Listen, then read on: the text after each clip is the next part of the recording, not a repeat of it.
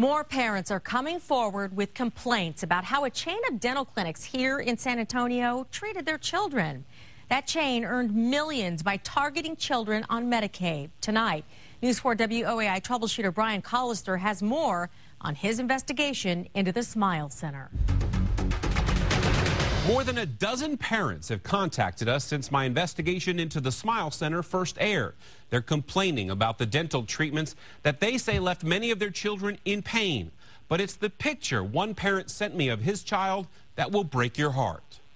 The swelling wouldn't stop. It kept going. And I just kept getting worse news and worse news, one after the other. And it's just, I'm just happy that he's alive. Robert Hernandez says he took this picture of his 7-year-old son, Jake, several days after he took him to this Smile Center on Southwest Military last September. Hernandez says a dentist here put silver caps on several of Jake's teeth, but some fell out, and that's when the infection started that made his face swell up like a balloon. I was devastated. I didn't really care about anything but him being okay, and for him to be out of pain the way he was.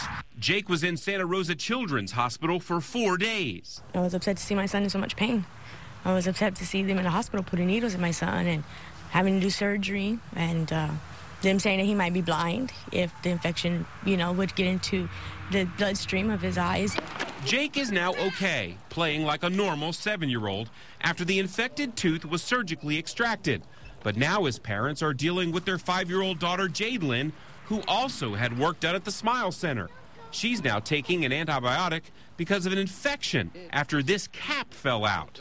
This doesn't need to be happening to these kids just for profit or whatever it is that's going on, The Hernandezes and several other families called us after watching our recent investigation into the Smile Center. We uncovered other children with mouths full of silver caps that were falling out and infections. Former employees of the dental chain are also now coming forward. It was terrible. We would hear screaming and screaming and screaming, and they would tell us it's a normal reaction to the sedation they give them, but it was just terrible, the screams. Tiffany Tetmeyer says she heard those screams while working at several Smile Center locations over the past year.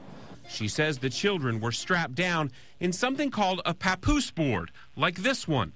Their mouths were numb, but they were still awake while the dentist drilled down their teeth to cap them. After the procedures, Tiffany says many parents came back. They would come back with complaints. Several times the caps would fall off and fall off and fall off, and a lot of them would come back and complain about their child's lips being really swollen. Tiffany says her primary job was recruiting patients. She spent months soliciting patients at shopping centers, like this Smile Center employee we found near a WIC office. They wanted us to mainly target Medicaid patients because they cover all of the dental. We had a quota of 20 appointments a day. If we got less than 10, they threatened us with a write-up.